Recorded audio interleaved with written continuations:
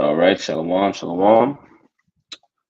First and foremost, want to give all praises, honor, and glory to Yahweh, Bahashim, Yahweh Shai, Bahashim Kakodash. Double honor to the elders and apostles of Great Millstone that taught us this truth. And shalom once again to the Akim and the Akwaf who may be tuning in, all right, who are scattered across the four corners of the globe but have awoken, all right, to the obedience of the scriptures through, who the world ignorantly calls Jesus Christ, all right, who we know as Yahweh Shai, all right, Yahweh, name of the Heavenly Father, Ba'ashem, in the name of Yahweh Shai, all right, meaning he delivers, right, or he saves, right, and then and this is going to be installment number 3, all right, of a series, that we wanted to do going into the Greco-Roman world, all right, and this particular one is going to be going into trade, all right, banking and debt. All right, we're still in chapter 2. All right, but Lord's willing, this is going to be edifying. We got the beloved brother Yasad with us tonight. So it's going to be a good one tonight. You know what I'm saying? So if y'all brothers have any open precepts, we can definitely get those. If not, we just gonna go ahead and roll. All right, come on. Let's get it. God. All right. Let me zoom in a bit. How'd that look? Okay. Now this is the trade section. It says those with money to invest and the willingness to take great risks could make large fortunes in commerce because shipping involved many hazards from shipwreck to piracy. If successful, it paid off very well. Roman aristocrats considered trade to be a dirty business in which no self-respecting member of the upper class would be involved. The old-fashioned source of income for the elite was farming, but many aristocrats enticed by the profits did engage in trade or have slave or freed agents to do so on their behalf. Yahushua speaks in a parable of a master who went on a long journey and expected his servants to make a profit by trading. Matthew 25 and 14 through 16. But below the aristocracy, people of all classes and statuses took part in trade. Those who enjoyed great success in the trade were the main class of upward mobile persons of this period. Trade did involve many risks, and the risk did not always pay off, as the Philostratus, uh, yes, philosophers, I don't know how to say that word, uh, quote at the beginning of this chapter shows. Many lost their investments when a ship sank or a merchant was robbed.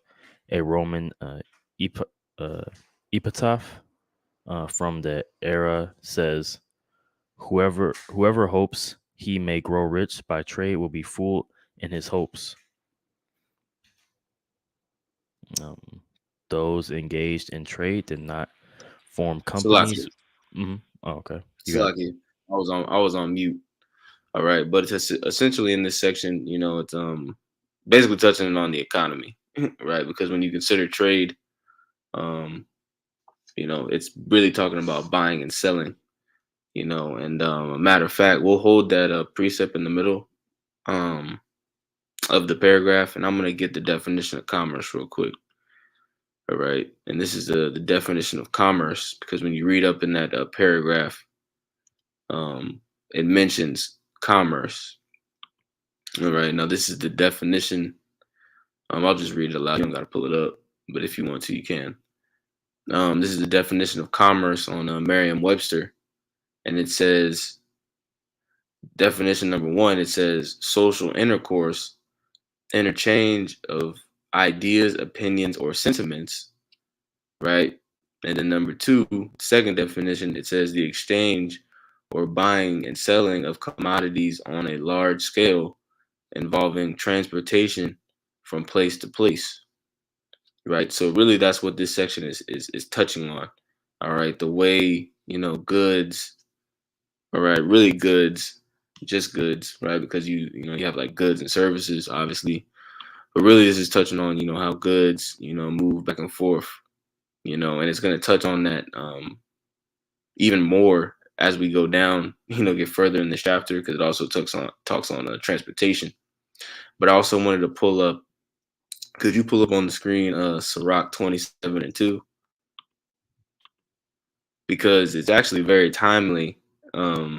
This particular section of the book, right? Considering all the things that are going on right on the planet Earth, right? You have a banking crisis taking place, right? You had the world economy that was shut down, during the C-19 situation, right? In particular, the brother Taj was touching on it at camp. I believe it was last week, going into the supply chain shutdown, right? So these things that we touch on in this chapter are actually extremely, relevant because they're really the blood. This is the bloodline really of any kingdom, commerce, buying and selling.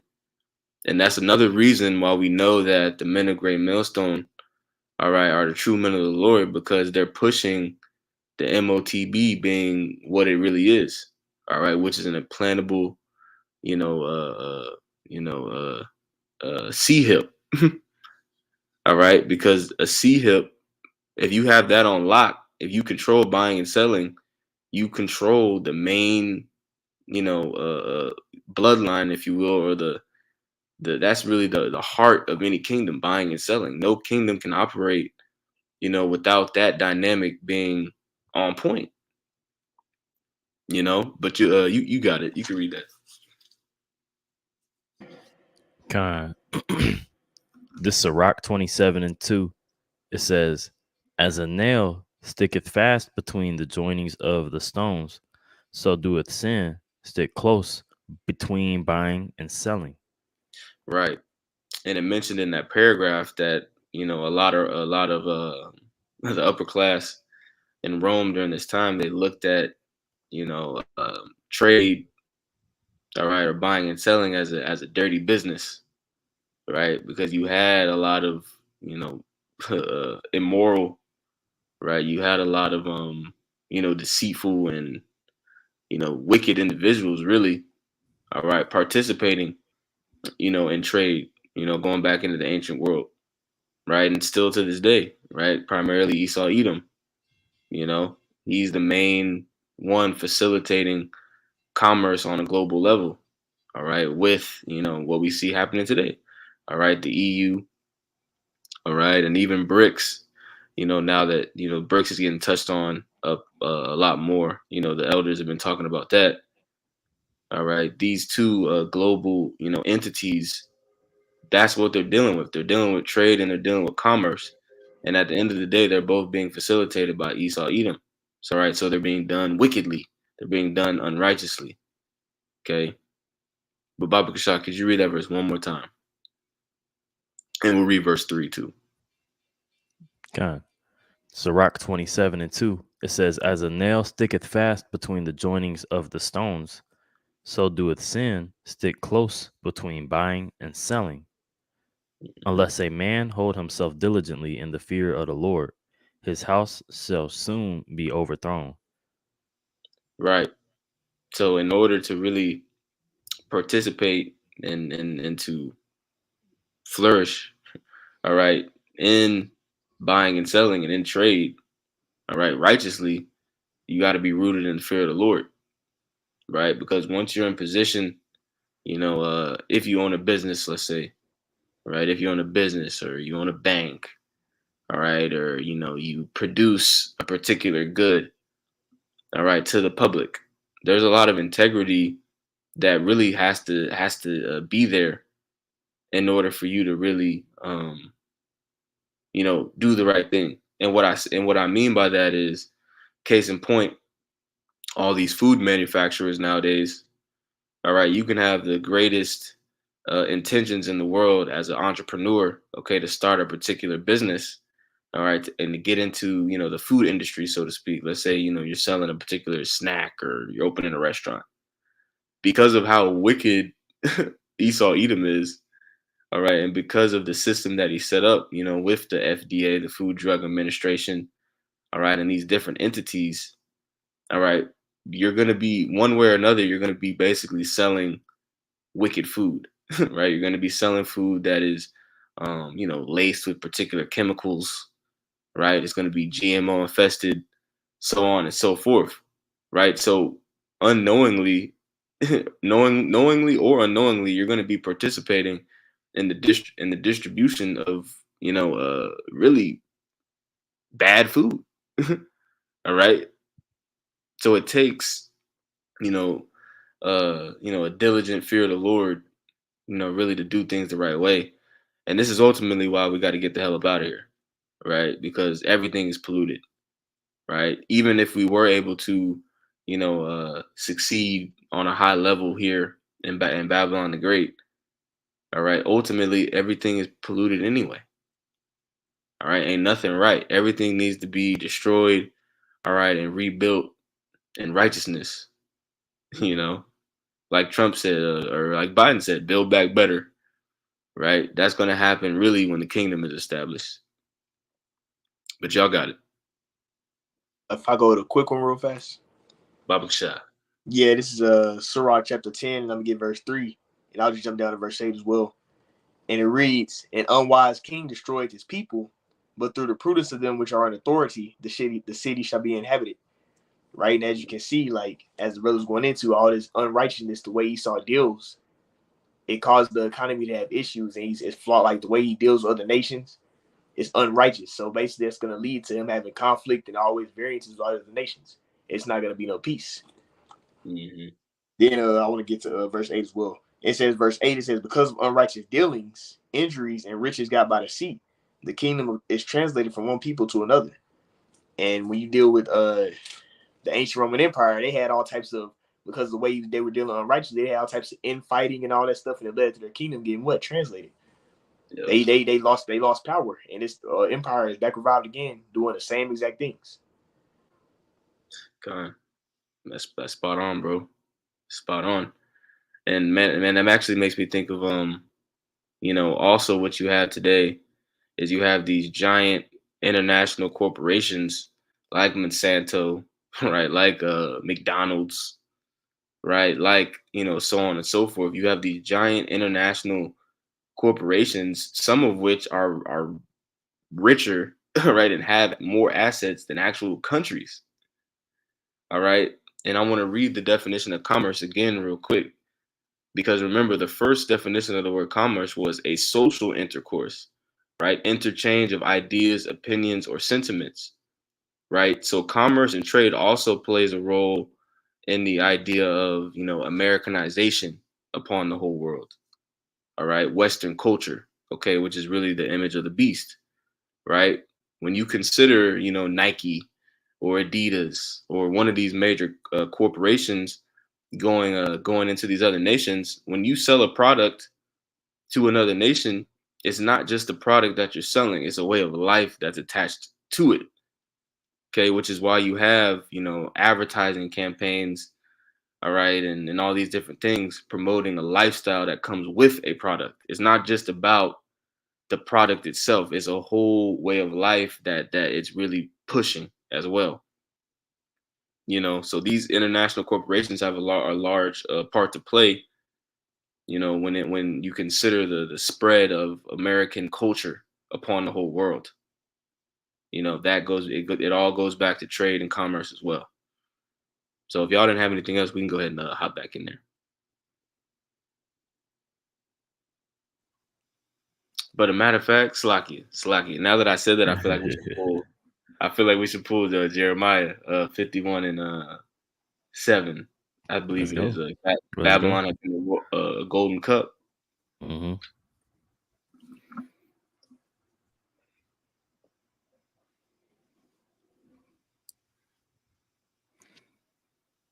Now this is Jeremiah. Jeremiah chapter 51 verse 7. It says, Babylon hath been a golden cup in the Lord's hand, that made all the earth drunken. The nations have drunken of her wine, therefore the nations are mad. Right. And the golden cup, right? That golden cup, right, is talking about America. America has been the vessel, all right, that has been used to spread all these different ideologies and philosophies upon the entire world. All right. And again, this is all being headed by Esau Edom.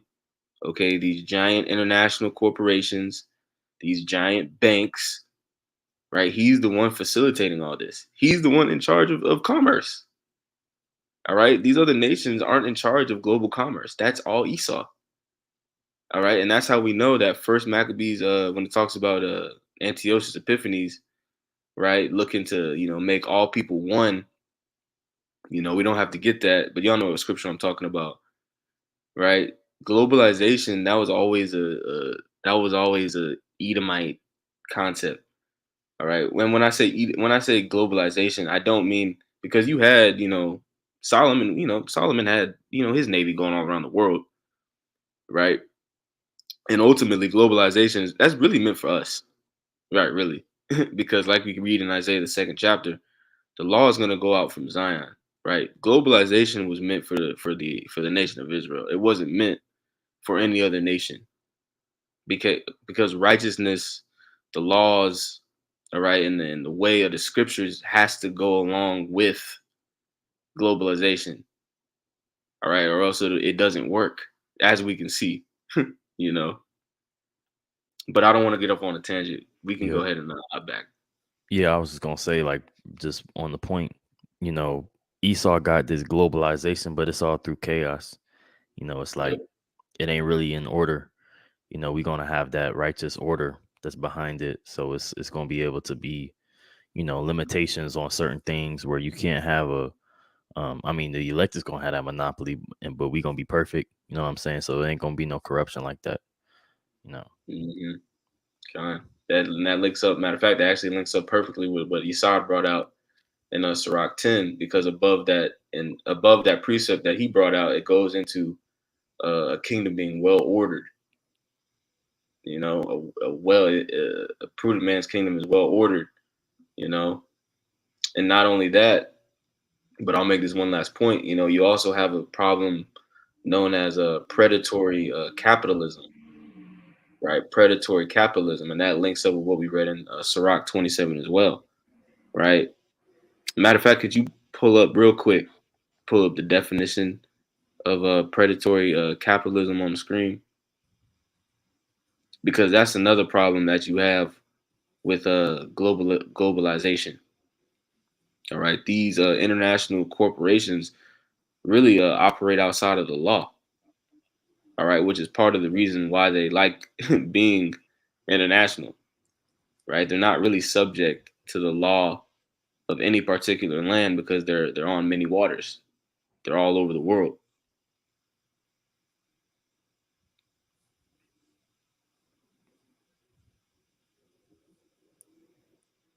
Okay. Let's see.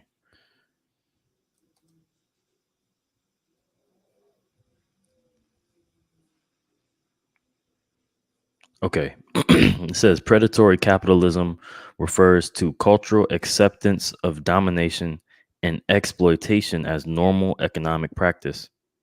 Right. And that's literally the state that the entire planet world is in. The entire planet, I mean, the entire planet Earth, right, and all these other nations.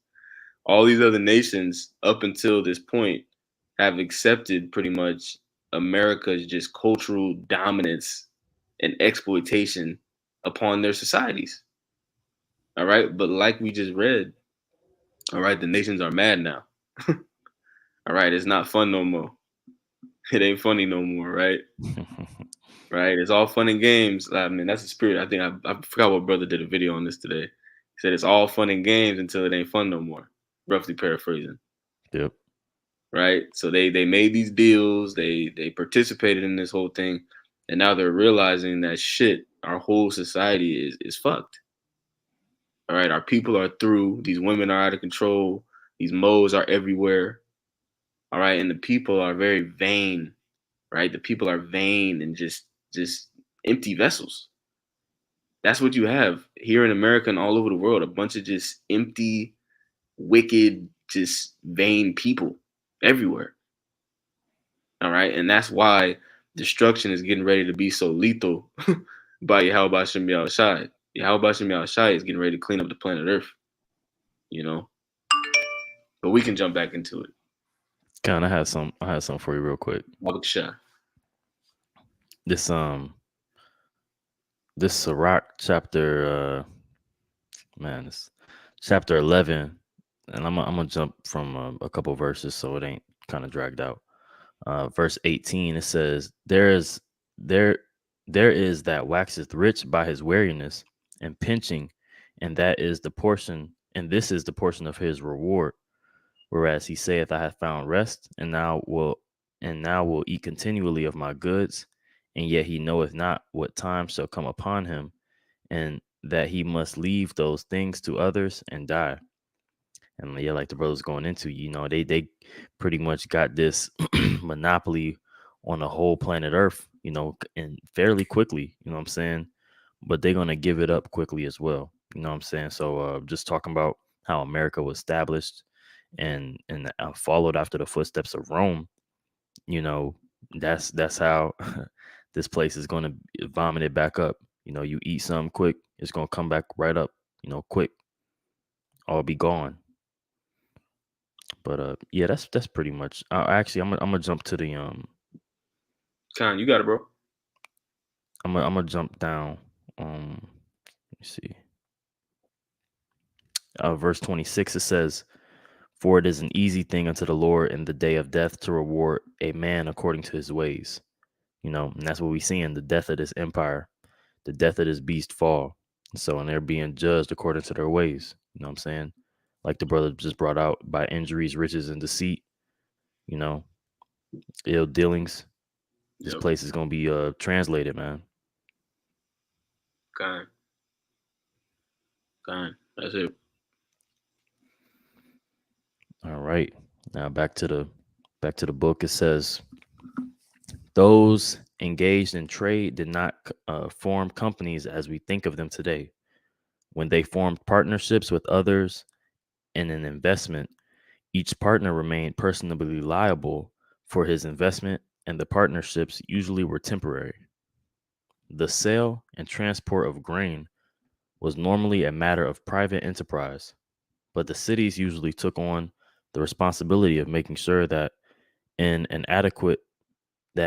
adequate supply was available for the urban population.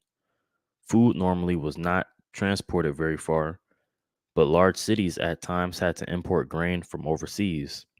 Aside from these special importations of grain, only specialty wines, exotic dried fruits, spices, and other small luxury items, such as jewels, were regularly shipped long distances. We read in Matthew of a pearl merchant, Matthew 13:45. Con. All right, it says the next paragraph, banking and debt. People in the New Testament era sought various ways to protect their savings. Many deposited their money in temples, hoping that the god will protect their money. Juvenile Satires 14. This helped a number of major temples across the empire become important banking concerns. Ooh. That's Yep. that's interesting it. how the church was, Yep. like the bank. And that's the spirit. A brother actually brought this out, talked about this in camp. I forget which brother it was, right? Because when you consider specifically our temple, right, due to how crazy King David and King Solomon were balling in a good way, right? They were so rich, right? Really, really, Jerusalem, really was a target, from the ancient world. The other nations knew how rich they were, right? But they were just, it was our time. It was our time to shine during that time period. So there was really nothing that other nations could do with us at that point in time. Which is why you have, 2 Samuel, the 6th chapter, You know, in the 7th chapter when it goes into David subjugating the heathen, right? You know, they were on a level, you know, and really they were untouchable at that time. All right, and best believe, you know, that temple, man, the temple, you know, temple had some reserves now. All right, and you can read about that, you know, when Nebuchadnezzar and the Babylonians, you know, got to Jerusalem. Ultimately, we know that, you know, they got away with, you know, a lot of that wealth, you know, but that's something that's often forgot about, is that the temple was a bank, right? The temple was a reserve, you know, for a lot of the nation's wealth, you know. But you got it. It's gonna get some precepts, and those we will pull a couple of those. Kind. It says this helped a number of major temples across the empire become important banking concerns. Some people buried their treasures in fields, risking the danger of having it discovered by a stranger. Matthew 13 and 44. People often put at least part of their money and precious objects in strong boxes or hidden places in the safest room of their home. Matthew 6 and 19, Matthew 12 and 29, 13 and 52, 24 and 43, Mark 3 and 27, Luke 11 and 21 through 22, 12 and 39, James 5, 1 through 6. All right, can we pull? Let's pull that real quick. Let's pull that Matthew 6 and 19. Baba Gashai. Mm-hmm. Now, this is Matthew 6 and 19. It says, lay not up for yourselves treasures upon earth, where moth and rust doeth corrupt, and where thieves break through and steal. But lay Mm-hmm. up for yourselves treasures in heaven, where neither moth nor rust doth corrupt, and where thieves do not break through nor steal. Mm-hmm. I'm gonna break it down. Could you just read the whole thing, and we'll start it over. Oh, okay. Salakia. Yeah, this Matthew 6 and 19. It says, lay not up for yourselves treasures upon earth, where moth and rust doeth corrupt, Mm-hmm. and where thieves break through and steal. Right, because we just talked about that. Right, we talked about everything you can get in this kingdom is vulnerable one way or another to Esau, Edom, basically finessing you, right, out of your profit, out of your treasure. All right, and we're literally getting ready to witness that in real time. Right, Esau, Edom is getting ready to basically tap the pockets of the entire planet Earth through different laws and legislations, all right, that he has passed years ago, all right, that are going to give him the ability to essentially seize everything that you own. That includes your bank account. Seize your bank account, seize your house, seize your car, everything that you own, all those so-called treasures, all those assets, all right, ultimately they're corruptible. All right, they can be corrupted, they can be stolen, right? So the Lord is telling us not to get really too caught up in those things, but to get caught up on the treasures in heaven. All right, our reward that lies with Yahweh Shai. You know, there's nothing Esau Edom can do about that. All right, because it's spiritual. It's not actually, you know, tangible. He can't take your position in the spirit. In the spirit, you know, he can't take the lot that was predestined for you from the foundation of the earth. That all lies in the hands of Yahweh Bashem Yahweh Shai. That's beyond his jurisdiction, you know. So wherever you are, you know, which one, you know, you can't straddle the fence. It's not the type of thing you can straddle the fence on. All right. Either you're looking to lay up your treasures in heaven, all right, or you know, you're focused on this side, you know. But y'all got it. If I may hold a real quick one, You because got they it, bro. basically reminded me when you were bringing out that point, I instantly thought about how, you know, it was actually an account where the Pharisees are trying to tell you I was trying to stop teaching what he was teaching, and you know what I'm saying, to kind of chill with his doctrine because it was gonna make the Romans get mad, and they, you know, they had pacts and different things they had so they can keep the stuff they had established. Con. And then basically that shows that they were trying to lay up stuff that was in that present time versus looking into the kingdom of heaven. And basically, I'm gonna grab a quick one real fast. This is Luke 6 in verse 26. It says, "Woe unto you when all men shall speak well of you, for so did their fathers to the false prophets." So basically, men will want to, be in good allegiance to everybody in the world and stuff, and they'll disregard, doing the Lord's work, or how, doing this will offend, what I'm saying, the world, or it'll make you where you won't be accepted. So they'll disregard that for the sake of them trying to lay up stuff on this side. That made me think of when you were saying earlier. Con, bro. That's the spirit. That's the spirit, because we actually brought out that precept going into the Pharisees and the chief men, those deals that they made with the Romans, them being scared of them losing that position. That was actually one of the first precepts we pulled out when we started this series. So that's Ipa. That's an important point. That's one of the major reasons why they killed Yahushua. But we can hop back in the book if y'all didn't have none. I just want to have a point real quick too, because the scriptures talk about us getting double, and when you think about like compound interest in the banking system in general, how they say, you give them a little money, let it sit, and it's gonna work for you. Well, that's what the Lord said it first, man. He set the system up first, so show you the real, who the real mastermind behind the works of this, the devil is, man. The real inspiration or the system came from the Most High. So, mm-hmm. A spiritual 401k, yep. Spiritual 144k, man. Yep. And that's, it's crazy, man, because we're literally living in times where people are getting ready to lose everything. All these people who have been working their whole life, saving up all this money in their 401ks, they're gonna lose it when the stock market crashes. They're gonna lose it, and they're gonna lose it whether the stock market crashes up or whether it crashes down, because the stock market actually crashed both ways. Either way, they're screwed. All right, one way or another, they're screwed.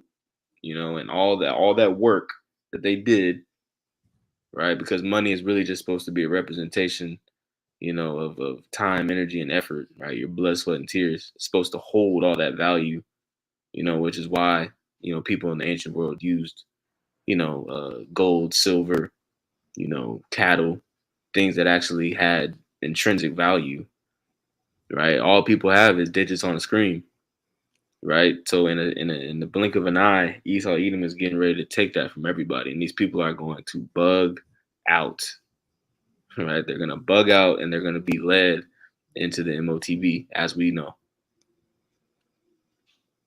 But we can pretty much go ahead and hop back. Let me see. Okay. Now this is in the middle of this banking and debt. It says excavations of large houses in the Italian city of Pompeii were uncovered. Strong boxes containing small fortunes of 1,000 to 2,000 denarii. Bankers' records from Pompeii show deposits of up to 10 times this amount. Probably many of the rich kept a small portion of their wealth at home, but deposited most of it at interest in the bank. Wealthy Roman families all practiced some money lending at times, using one or more slaves to operate a small private bank. Usually, they lent money to the tenants on their properties, to their clients, or to fellow members of the upper class. Those aristocrats whose clients included entire cities or kingdoms sometimes made large loans to them. The empire also included professional bankers. Some operated small deposit and lending businesses. Among them were the money changers. In the court of the Gentiles of the Jerusalem temple, Matthew 21 and 12, Mark 11 and 15, they provided a service to visiting Jews. They changed foreign money on. Con. Mhm. Do you hear me? Would say Yeah. out? Okay, I'll slack it. I was making sure y'all can hear me. I put in my AirPods. Do you mind reading that wealthy Romans families paragraph again? Slack it. Yep, yep. It says, wealthy Roman families all practiced some money lending at times, using one or more slaves to operate a small private bank. Usually, they lent money to the tenants on their properties, to their clients, or to fellow members of the upper class. Those aristocrats whose clientele included entire cities or kingdoms sometimes made large loans to them. Con, and that's an important point. That's actually a really important point right there because there's a couple things you can pick out of that, right? Because one, it proves that you have families, all right, or bloodlines, particular people, all right, that are in control of the resources, right, and those people are lending based off of those resources, and it's crazy because in the ancient world, like it mentions, in the ancient world, you literally had families that were so rich, all right, that they were lending money to kingdoms, all right, and that proves also that that's the same thing that's happening right now, right? You have something known as the 13 bloodlines, right? The so-called Illuminati, right? These particular families, like we really don't even know how much they got, right? The scriptures say the earth was given into the hand of the wicked. All right, it doesn't give you a dollar denominated value on that verse. All right, it just says the earth is given unto the hand of the wicked. All right, that means that they have everything. All right, they're the ones that own that have stake and interest in the Federal Reserve. Right, because when you go into the Federal Reserve is a private corporation essentially that's owned by foreign entities.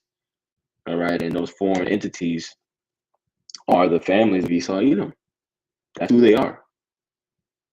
All right, in one way or another. All right, and the scriptures is the only thing that's going to give you this insight. Right, but you got it. Yep. Yeah, scriptures say they have more than heart's desire. Hmm. So says the empire also included professional bankers. Some operated small deposits and lending businesses. Among them were the money changers. In the court of the Gentiles of Jerusalem temple, Matthew 12 or Matthew 21 and 12, Mark 11, 20 and 15. They provided a service to visiting Jews. They Mm, changed foreign money for the half shekels required of each Jew living in Judea or not as mm. the temple tax on the Day of Atonement. Man, that's a nugget. That's a nugget right there. And we could go ahead and hold that Matthew 21 and 12 too. But that's a nugget, right? Because that's another token or sign of the diaspora. All right. You had Israelites coming from all around the planet Earth, having different forms of money, and on particular holy days, right? The Passover, you know, you know, the what's the other one? The Feast of Tabernacles and the Day of Atonement, I believe were the main three. But you had Israelites from all over the planet Earth coming back to the temple, and they were exchanging their money, right? But you got it. This is Matthew 21 and 12. It says, and Yahushua went into the temple of Yahweh and cast out all them that sold and bought in the temple and overthrew the tables of the money changers and the seats of them that sold doves. Mhm. Yep.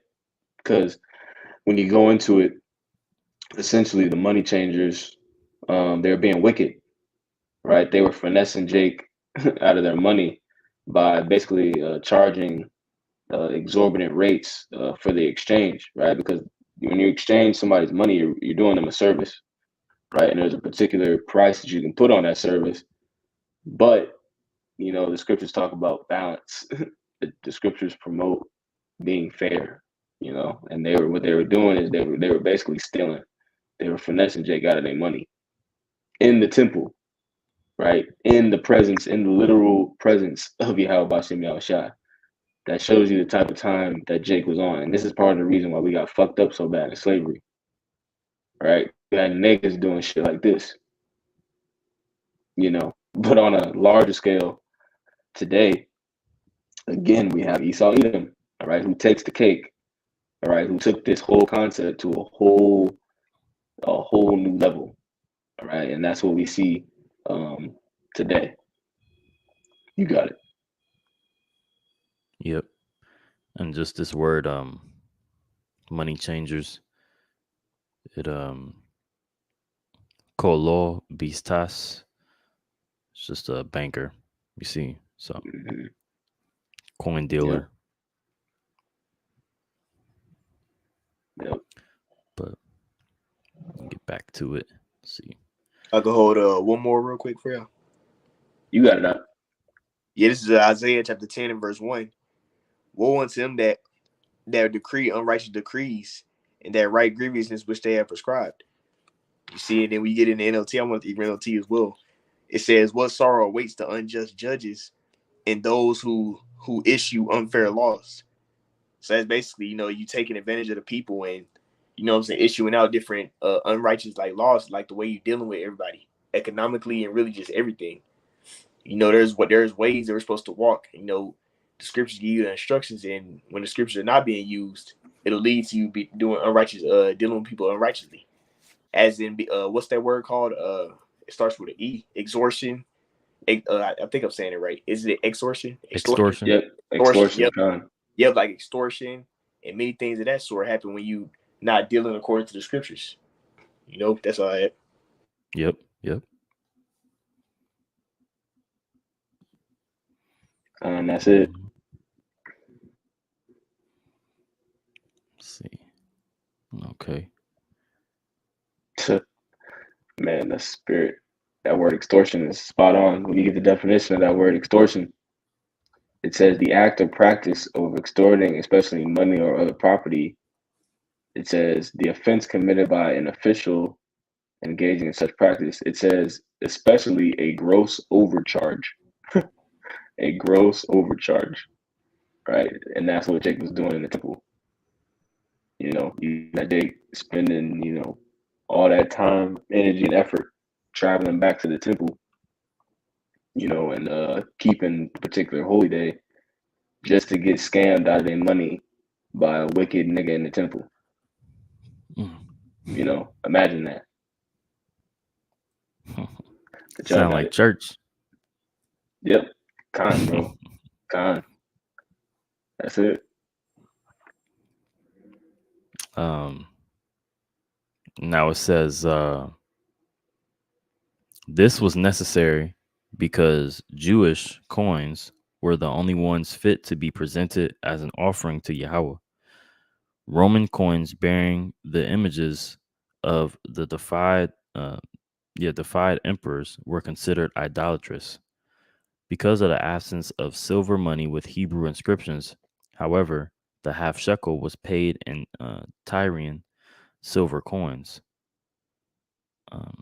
Yahushua overthrew the tables of the money changers, not because they were changing money, but because they were dishonest and charged exorbitant fees, which we just read. These money changers also function as banks, receiving money at fixed rates of interest and lending it out to other borrowers. Matthew 25, verse 27, Luke 19 and 23. Large-scale bankers included tax farms doing private businesses. Among their customers were government officials and the provinces who cashed government bills of exchange with them.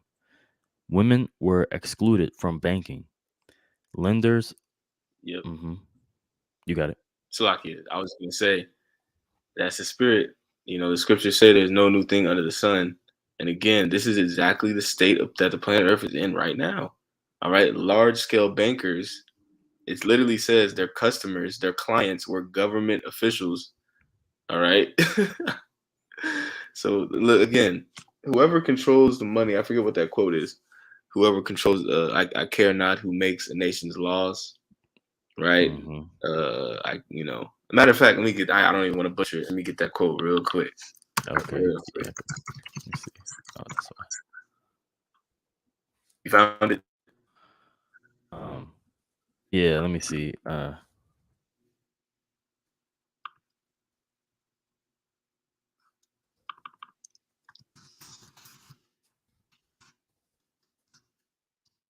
Okay. Oh, Mayor. Of course, the Rothschild. Um. Yep. Or wait. Oh no. Let me pull it up. I guess Milton William Cooper. Uh, give me. Oh yeah. Behold, a pale horse. Give me control over a nation's currency, and I care not who makes its laws. Oh no, it is a Rothschild. But I guess the Pale Horse is the book that maybe has it within it. Oh, look at this: 144 recent celebrity book club picks. Wow. Y'all see this? Hold on, yeah, Wilson outside. Hey, call how about you outside? You can't make it up. You can't make it It up, man. says celebrity book club. That's the spirit. That's the spirit. We got it. But yeah, let me read the quote again. It says, Mayor Arms Rothschild, give me control over a nation's currency, and I care not who makes his laws. Yep. That's it. I mean, that's literally it. You know, and that links up with a lot of precepts when you really think about it, because, you know, I think it's what Revelations 12, the two horns like a lamb, and spake like a dragon. It's either Revelation 12 or Revelation 13, right? Going into the political system of Rome, right? So-called, democracy. All right, democracy is really a joke.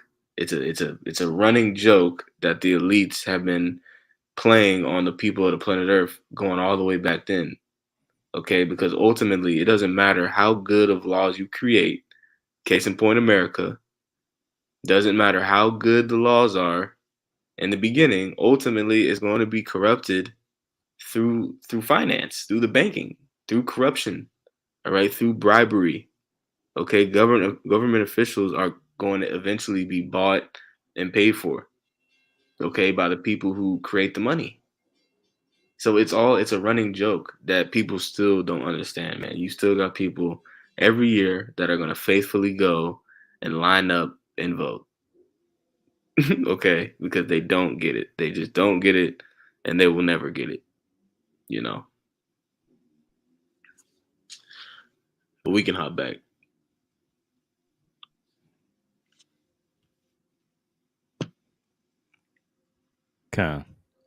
Okay.